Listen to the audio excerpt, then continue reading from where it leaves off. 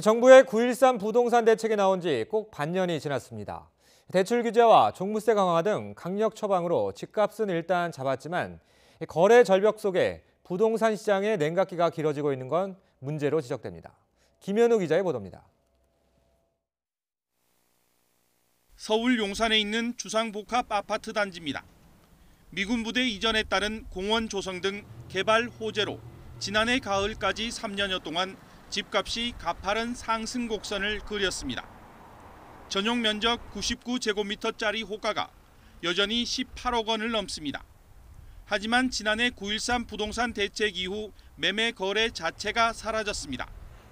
최근 넉 달 동안 매매 거래가 단 한 건도 성사되지 않았습니다. 분들은 용산 같은 지역에서는 이제 기대 심리가 굉장히 높아져 있기 때문에 소유자분들은 가격 조정을 안 해주고 있는 상황이란 말이죠.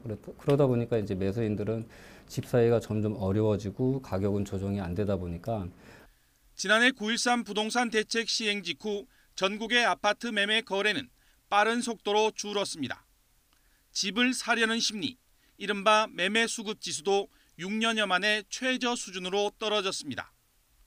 9.13 대책 이후 부동산에 대한 기대 심리가 꺾이면서 시장이 관망세로 돌아섰기 때문입니다. 부동산 시장의 봄철 성수기가 왔지만 주택 소비자뿐만 아니라 주택 사업자의 기대감도 낮은 상황. 앞으로 부동산 시장에 대한 건설사들의 기대치를 나타내는 이번 달 주택 사업 경기 실사 지수는 전달보다도 떨어졌습니다. 봄 이사철 계절적 성수기를 앞두고 있지만 거래량이 급감하면서 이사철 성수기 느낌은 나타나지 않을 전망입니다.